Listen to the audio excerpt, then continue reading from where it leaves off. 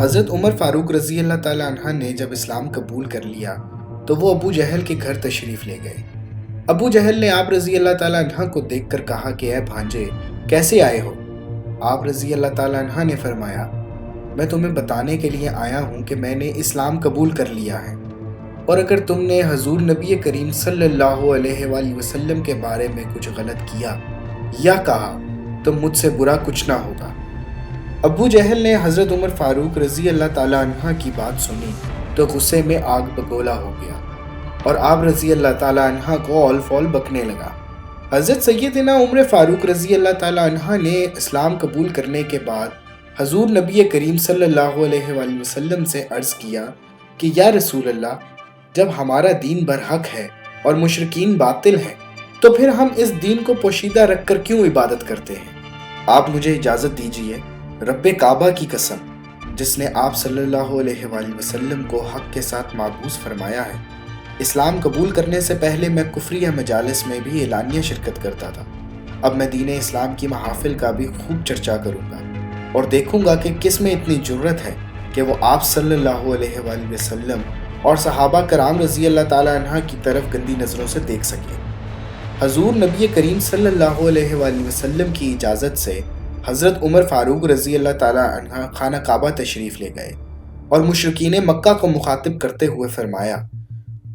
جو مجھے جانتا ہے اسے خوب معلوم ہے، اور جو مجھے نہیں جانتا اسے معلوم ہونا چاہیے کہ میں عمر بن خطاب ہوں۔ میں نے اسلام قبول کر لیا اور حضور نبی کریم صلی اللہ علیہ وآلہ وسلم کی اطاعت اختیار کر لی ہے۔ میں تمہیں حضور نبی کریم صلی اللہ علیہ وآلہ وسلم کی اطاعت کی دعوت دیتا ہوں۔ اگر تم نے اس دعوت کو قبول کرنے میں سستی دکھائی تو جلد میری تلوار تمہاری گردنوں پر ہوگی۔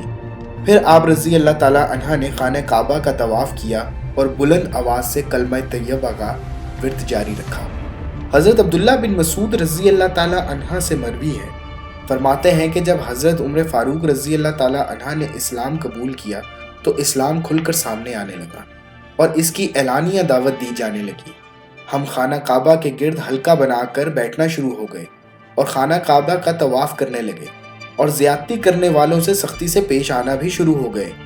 حضرت عمر فاروق رضی اللہ تعالیٰ عنہ کے قبول اسلام کے بعد ایک روز حضور نبی کریم صلی اللہ علیہ وآلہ وسلم ظہر کی نماز کی ادائیگی کے لیے خانہ کعبہ تشریف لے گئے۔ حضور نبی کریم صلی اللہ علیہ وآلہ وسلم کے دائیں جانب حضرت سیدنا ابو بکر صدیق رضی اللہ تعالیٰ عنہ، بائیں جانب حضرت سیدنا حمزہ رضی اللہ تعالیٰ عنہ، سامنے حضرت سیدنا علی المرتضیٰ اور سب سے آگے حضرت سیدنا عمر فاروق رضی اللہ تعالیٰ عنہ تھے۔ حضور نبی کریم صلی اللہ علیہ وآلہ وسلم نے ان صحابہ کرام کے پہرے میں خانہ کعبہ پہنچے اور نماز ظہر ادا فرمائی۔ حضرت عمر فاروق رضی اللہ تعالیٰ عنہ کے قبول اسلام سے اور حضور نبی کریم صلی اللہ علیہ وآلہ وسلم کے خانہ کعبہ میں نماز کی ادائیگی کو دیکھ کر مشرکین مکہ آگ بگولا ہو گئے، مگر حضرت سیدنا حمزہ اور حضرت سیدنا عمر فاروق رضی اللہ تعالیٰ عنہ کے رعب و دبدبے کی وجہ سے وہ کچھ نہ کر سکے۔